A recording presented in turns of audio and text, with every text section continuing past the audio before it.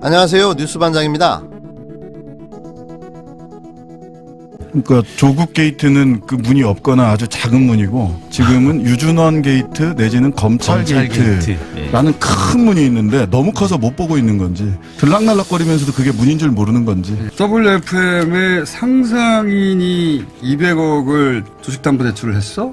그러니까 이걸 좀 쉽게 설명드리면 그렇습니다. 조기 축구 하는 곳인 줄 알았는데 네. EPL 선수가 나온 거예요. 예, 손흥민이 등장한 거예요. 네. 그러면 깜짝 놀랐을 거 아니에요. 그럼 이게 그 조기 축구회가 아니구나라는 바로 그런 수준인 거죠. 손흥민 선수가 여기 왜 나왔지? 이렇게 되는 거. 그렇죠. 바로 그런 겁니다. 정경심 교수에 대한 영장을 청구하던 날, 그다음에 중앙지검 수사팀장이 설명을 할 때 정 교수의 혐의에 대해서 무자본 M&A 세력에 편승을 해서 그러니까 불법적인 이익을 얻으려 그렇죠. 했다라고 얘기를 해요. 그러면 편승했다는 얘기는 알아야 되잖아요. 알기도 하고 이 사람도 나쁜 사람이지만 진짜 나쁜 사람은 무자본 M&A 세력이잖아요. 그럼 수사의 중심은 사실 무자본 M&A 세력이고 그다음에 거기서 불법적인 이익을 만약에 얻으려 했으면 편승한 사람도 같이 공범 수준인데 4일 김어준의 뉴스공장에 출연한 신장식 변호사, 장용진 기자, 양지열 변호사가 조국 사모펀드 사건의 본질은 상상인 그룹 유준원 게이트다라고 밝히며 한 말들입니다. 그러니까 조국 사모펀드 사건은 현직 검사와 정관이 연결된 유준원과 검찰 게이트였던 겁니다. 상상인 유준원 회장은 사채시장과 증권가에서 상당한 인지도를 가진 유명인이었고 그는 이미 부당한 주식 거래와 기업 M&A를 통해서 높은 이자와 각종 편법으로 부를 쌓아온 금융인으로 악명이 높았던 걸로 확인된 겁니다. 유준원 회장의 상상인 저축은행은 정경심 교수가 투자한 걸로 알려진 2차 전지펀드 WFM의 주식을 담보로 200억 원을 대출해주고 코링크 PE 관계사의 근질권을 설정하기도 했는데요. 근질권은 전당포에 돈을 맡기는 셈으로 사실상 WFM을 인수한 것이나 마찬가지였던 겁니다. 그동안 코링크 PE는 익성의 우회 상장을 위해 만들어진 것이며 그 과정에서 신성 같은 이른바 큰손들이 들어와 1000억대까지 판이 커졌다고 보도한 바 있었는데요. WFM에 약 20억을 투자한 것으로 알려진 조국 전 장관 부인 정경심 교수가 실소유주가 될 수 없다는 게 다시 한번 확인됐습니다. 지난 국회 정무위 국감에서 바른미래당 이태규 의원이 주목을 받지 못했으나 어떤 대목을 짚었냐면 최근 1년간 상폐되거나 했던 그 후삭 업체들을 쭉 봤더니 11개 중에 9개가 상상인으로부터 대출을 받은 업체더라. 거래 정지되거나 상폐된 업체들이 진짜 수사할 대상을 수사했는가 검찰이. 그 얘기입니다 결국. 네, 그렇죠. 맞습니다. 네. 이게 그 유준원 회장이 2009년도에 200억을 가지고 텍살레트컴을 등을 인수하면서 화려하게 등장을 한단 말이죠. 갑자기 등장합니다. 예, 네. 그 이전에는 뭐 사채시장에서 이런저런 일을 했다라는 얘기는 있는데 어쨌든 그럼 이제 10년 상관이란 말이죠. 근데 지금까지 벌였던 일들 보면 자본시장법상 내부자 그 시가 조정 행위나 이런 거는 공소시효가 7년 정도 돼요.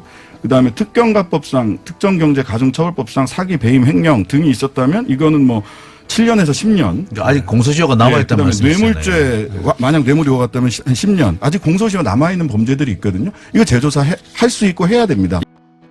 그러니까 정작 수사를 해야 할 대상은 정경심 교수가 아니라 유준원 회장이었던 거죠.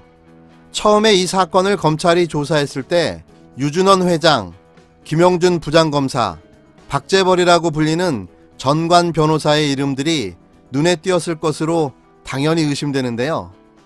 검찰이 그걸 그냥 묻고 은폐했다는 의혹을 받을 수밖에는 없는 겁니다. 뉴스타파와 PD수첩의 공동 취재로 유준원 회장이 드러났고 이어 김영준 부장검사와 박재벌의 전관을 포함한 검사들 이름이 10명이나 나옵니다.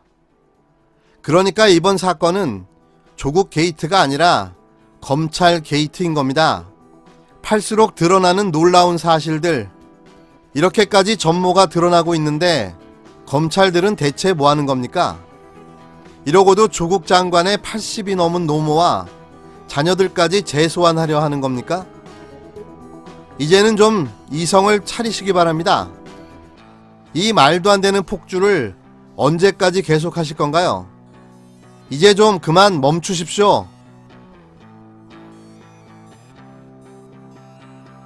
리얼미터가 YTN의 의뢰로 지난달 28일부터 이달 1일까지 전국 19세 이상 유권자 2,507명을 대상으로 조사한 95% 신뢰 수준의 표준오차 플러스 마이너스 2.0%포인트 결과 문재인 대통령 국정 수행 지지도 긍정평가는 전주보다 1.8%포인트 오른 47.5%, 매우 잘함 28.5%, 잘하는 편 19%로 집계됐는데요.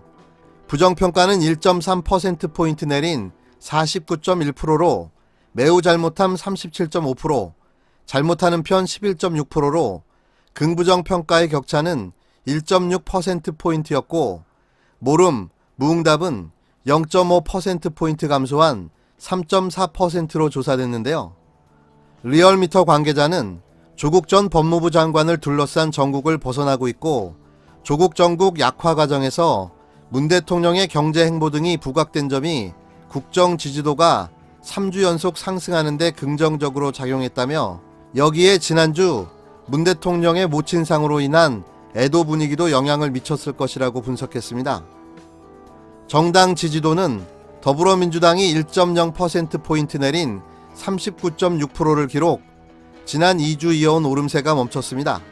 자유한국당은 0.6%포인트 내린 31.6%로 3주 연속 하락세를 보이며 민주당과의 지지율 격차는 8.0%포인트를 기록했는데요.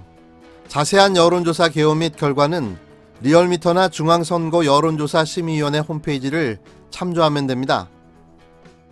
자유한국당은 조국 정국에서 누렸던 반사이익의 정당 지지율이 썰물 빠지듯이 빠지고 있습니다. 그런데도 아직도 정신을 못 차린 한국당, 조국 사태에 기여했다고 표창장과 공천 가산점을 주지를 않나, 인재 영입이랍시고 갑질 논란 박찬주에 세월호 비하와 노조 탄압을 했던 이진숙 기자, 또 중고신인 백경훈까지 아주 가관도 이런 과관이 없습니다. 여기에 태평하게 색스폰이나 불면서 여유를 부리는 황교안 대표. 이럴수록 우리는 행복해집니다. 총선까지 쭉 부탁드립니다.